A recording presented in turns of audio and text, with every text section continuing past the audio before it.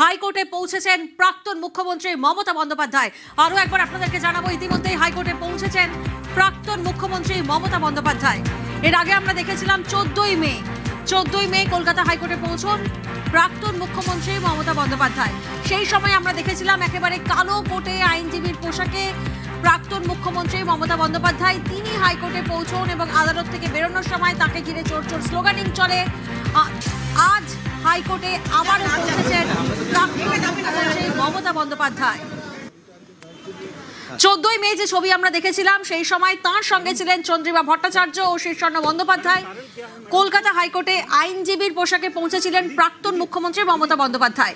আজ ঠিক কোন প্রেক্ষিতে পৌঁছলেন প্রাক্তন মুখ্যমন্ত্রীর বিস্তারিত জানবো। অর্ণব প্রতিনিধি আমাদের সঙ্গে রয়েছেন। অর্ণব,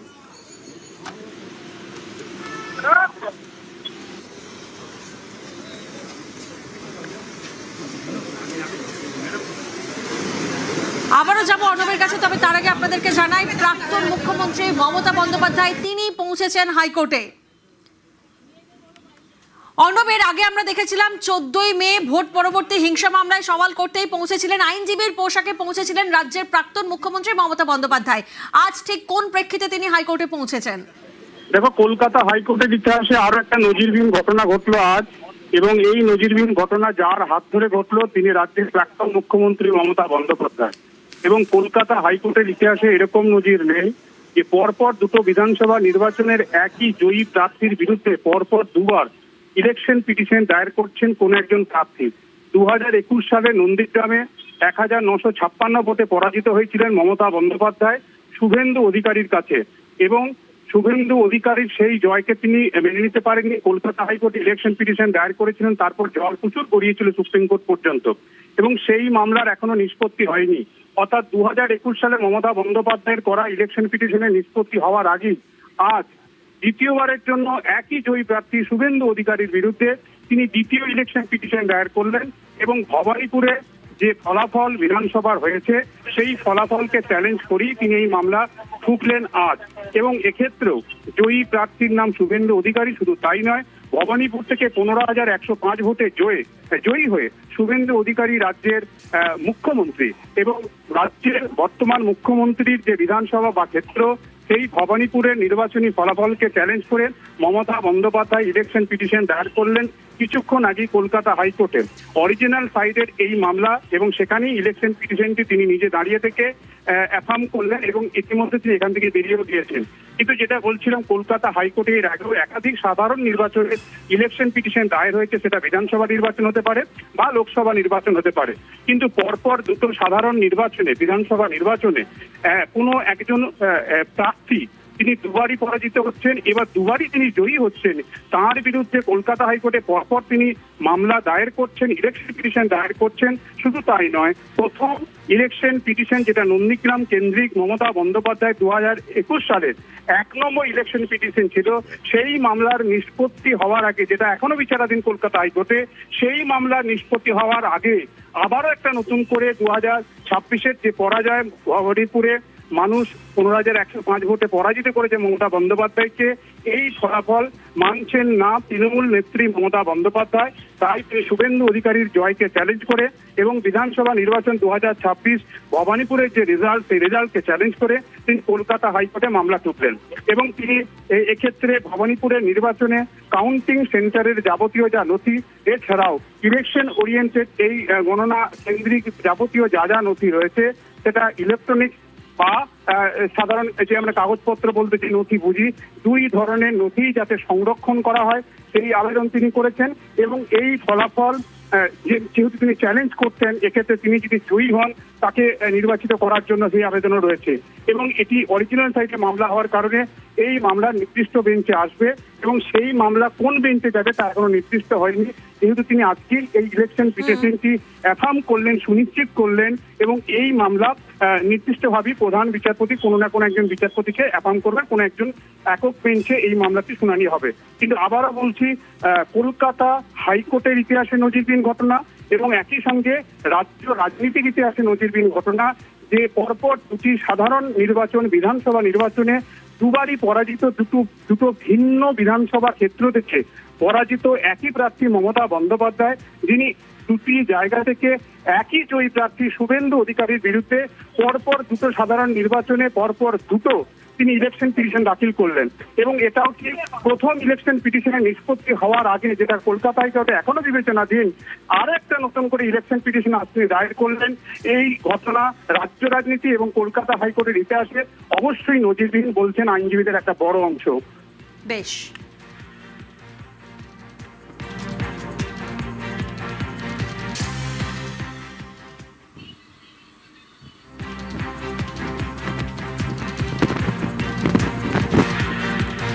আরো একবার আপনাদেরকে জানাবো, হাইকোর্টে প্রাক্তন মুখ্যমন্ত্রী মমতা বন্দ্যোপাধ্যায়, কলকাতা হাইকোর্টে প্রাক্তন মুখ্যমন্ত্রী, নজিরবিহীন ঘটনা। কলকাতা হাইকোর্টে একই জয়ী প্রার্থীর বিরুদ্ধে ফের মামলা মমতা বন্দ্যোপাধ্যায়। শুভেন্দু অধিকারীর জয়কে চ্যালেঞ্জ করে মামলা। এর আগে নন্দীগ্রামে শুভেন্দুর জয়কে চ্যালেঞ্জ করে মামলা করা হয়। যে খবরে এই মুহূর্তে আমরা নজর রেখেছি, হাইকোর্টে মমতা বন্দ্যোপাধ্যায় প্রাক্তন মুখ্যমন্ত্রী। এর আগে আমরা দেখেছিলাম ভোট পরবর্তী হিংসায় 14ই মে হাইকোর্টে পৌঁছেছিলেন রাজ্যের প্রাক্তন মুখ্যমন্ত্রী মমতা বন্দ্যোপাধ্যায়। সে সময় আমরা দেখি যে শুনানি শেষে বেরোনোর সময় আদালত চত্বরেই চরম বিশৃঙ্খলা সৃষ্টি হয়, চোর চোর স্লোগানিং হয়। আইনজীবীর পোশাকে হাজির হয়েছিলেন রাজ্যের প্রাক্তন মুখ্যমন্ত্রী মমতা বন্দ্যোপাধ্যায় 14ই মে। আজ আবারও হাইকোর্টে রাজ্যের প্রাক্তন মুখ্যমন্ত্রী মমতা বন্দ্যোপাধ্যায়। ভবানীপুরের হাট চ্যালেঞ্জ করে মামলা। ঠিক কোন কারণে মামলা আরো একবার আপনাদেরকে জানাই। ভবানীপুরের হাট চ্যালেঞ্জ করে মামলা কলকাতা হাইকোর্টে প্রাক্তন মুখ্যমন্ত্রী মমতা বন্দ্যোপাধ্যায়। নজিরবিহীন এই ঘটনা। কেন নজিরবিহীন এই ঘটনা? কারণ কলকাতা হাইকোর্টে একই জয়ী প্রার্থীর বিরুদ্ধে ফের মামলা। মমতা বন্দ্যোপাধ্যায়ের শুভেন্দুর জয়কে চ্যালেঞ্জ করে মামলা। 2021-এ নন্দীগ্রামের শুভেন্দুর জয়কে চ্যালেঞ্জ করে মামলা এবং ভবানীপুরেরও এই যে হার, সেই হারকে চ্যালেঞ্জ করে মামলা। অর্থাৎ 2021 এবং 2026 একই প্রার্থী। ভবানীপুরের হার চ্যালেঞ্জ করে মামলা। হাইকোর্টে প্রাক্তন মুখ্যমন্ত্রী মমতা বন্দ্যোপাধ্যায় ভবানীপুরের হারকে চ্যালেঞ্জ করে মামলা। কার্যত নজিরবিহীন এই ঘটনা। কেন নজিরবিহীন আমরা বলছি? কারণ একই জয়ী প্রার্থীর বিরুদ্ধে মামলা রাজ্যের প্রাক্তন মুখ্যমন্ত্রী মমতা বন্দ্যোপাধ্যায়ের। নজিরবিহীন ঘটনা কলকাতা হাইকোর্টে।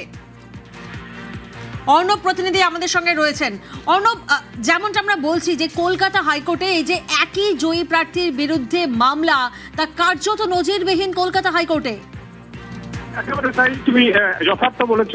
এবং রাজ্য রাজনীতির ইতিহাসে স্বাধীনতা উত্তর ভারতবর্ষ এবং আমাদের রাজ্যে এই ধরনের কোনো নজির এর আগে তৈরি হয়নি। অর্থাৎ দুই প্রার্থী, একদিকে বিজেপি একদিকে তৃণমূল কংগ্রেস, দুটি আলাদা বিধানসভা ক্ষেত্র থেকে দুটো সাধারণ নির্বাচন, মাপের গ্যাপ 5 বছর, 2021 এবং 2026 দুটো সাধারণ নির্বাচনে দুজনই পরস্পর মুখোমুখি তীব্র লড়াই, হাই ভোল্টেজ লড়াই। তা ছিল 2021-এ নন্দীগ্রামে, তা 2026-এ ভবানীপুর দেখেছে। এবং সেক্ষেত্রে শুভেন্দু অধিকারী এবং মমতা বন্দ্যোপাধ্যায়ের মধ্যে যে কাঁটা টাক্কার যেটা মানুষ দেখেছে, সেই লড়াইয়ে দুবারই পরাজিত হয়েছে মমতা বন্দ্যোপাধ্যায়। 2021 সালে নন্দীগ্রাম থেকে 1956 ভোটে মমতা বন্দ্যোপাধ্যায় পরাজিত হন অধিকারীর কাছে। এবং সেই নির্বাচন চ্যালেঞ্জ করে 2021 সালের 1 নম্বর ইলেকশন পিটিশনটি দাখিল যিনি করেছিলেন, সেই সময়ের মুখ্যমন্ত্রী অর্থাৎ তৎকালীন মুখ্যমন্ত্রী মমতা বন্দ্যোপাধ্যায়, তার বিরুদ্ধে তিনি মামলা করেছিলেন শুভেন্দু অধিকারীর বিরুদ্ধে। এবং সেই মামলা এই রাজ্যে তার শুনানি সঠিকভাবে সম্ভব নয়, মামলা সুপ্রিম কোর্ট পর্যন্ত করায়, কিন্তু মামলাটি এখনো বিচারাধীন রয়েছে। এই অবস্থায় আরেকটি বিধানসভা নির্বাচন এসে গেল 2026, যেখানে মানুষের জনসমর্থন পুরোপুরি বিজেপির দিকে, কার্যত গেরুয়া সুনামি বয়েছে রাজ্য জুড়ে। সেখানে শুভেন্দু অধিকারী মমতা বন্দ্যোপাধ্যায়কে ভবানীপুর বিধানসভায় 15,105 ভোটে পরাজিত করেন। ভবানীপুরে তৃণমূল কংগ্রেসের প্রার্থী ছিলেন মমতা বন্দ্যোপাধ্যায়, যা তার নিজের গড় বলে পরিচিতি ছিল। নিজের গড়ে যেভাবে মমতা বন্দ্যোপাধ্যায় পর্যুদস্ত হয়েছিলেন, সেটা এতদিন ছিল রাজনৈতিক চর্চায় যে মমতা বন্দ্যোপাধ্যায় রাজনৈতিকভাবে তিনি পরাজয় স্বীকার করছেন। একেবারে অর্ণব, তুমি আমাদের সঙ্গে থাকো। এই মুহূর্তে আমরা যোগাযোগ করতে পেরেছি বিজেপি নেতা দেবজিৎ সরকারের সঙ্গে। দেবজিৎ বাবু, নিউজ 18 বাংলায় আপনাদের স্বাগত। এবং যে খবর এই মুহূর্তে আমরা দেখাচ্ছি যে কলকাতা হাইকোর্টে কার্যত নজিরবিহীন ঘটনা। কারণ একই প্রার্থীর বিরুদ্ধে যে ভবানীপুরে হার, সেই হারকে চ্যালেঞ্জ করে মামলা করেছেন রাজ্যেরই প্রাক্তন মুখ্যমন্ত্রী মমতা বন্দ্যোপাধ্যায়। কিভাবে দেখছেন? মমতা বন্দ্যোপাধ্যায় বরাবরই একটা সাধারণের থেকে অসাধারণ উচ্চতায় বিচরণ করেন। তার চিন্তা ভাবনা, তার কার্য পদ্ধতি অসাধারণ। এই যে দুবার হেরে গিয়েও, একবার নন্দীগ্রামে হেরে সেবারও মামলা করেছিলেন, মামলা চলছে, আর এবারে ভবানীপুরে হেরে আবার উনি মামলা করতে গিয়েছেন। এরপরে মামলার যে ফলশ্রুতি আসবে তারপরে দেখব যে এক বেরোর হারমোনিয়াম নিয়ে উনি গাইছেন, হার মারা হার পড়াবো তোমার গলে। এলো মানুষ জানে উনি হেরেছেন, উনি আর নেই, উনি ইতিহাসে পরিণত হয়েছেন, নিজের দলকেও ইতিহাসে পরিণত করেছেন এবং নিজের 15 বছরের দুঃস্বপ্নের দুঃশাসনের যে সময়, সেটাও একটা কালো ইতিহাস হয়েই রয়ে গেল। ধন্যবাদ আপনার প্রতিক্রিয়ার জন্য। হাইকোর্টে মমতা বন্দ্যোপাধ্যায় ভোটের ফল চ্যালেঞ্জ করে মামলা, ভবানীপুরের হার চ্যালেঞ্জ করে মামলা রাজ্যের প্রাক্তন মুখ্যমন্ত্রী মমতা বন্দ্যোপাধ্যায়। ভবানীপুরে গণনায় কারচুপির অভিযোগ, নন্দীগ্রামেও হারের পরও মামলা করেন মমতা বন্দ্যোপাধ্যায়। কার্যত নজিরবিহীন ঘটনা, একই জয়ী প্রার্থীর বিরুদ্ধে ফের মামলা মমতা বন্দ্যোপাধ্যায়। 2026-এর বিধানসভা নির্বাচনে ভবানীপুর কেন্দ্রে আমরা দেখেছিলাম তৃণমূলের প্রার্থী ছিলেন মমতা বন্দ্যোপাধ্যায় এবং বিজেপির প্রার্থী ছিলেন শুভেন্দু অধিকারী। প্রায় 15,000-এর কিছু বেশি ভোটে হেরে যান মমতা বন্দ্যোপাধ্যায়। এর আগে 2021-এর নন্দীগ্রামে সেখানেও শুভেন্দু অধিকারীর জয়।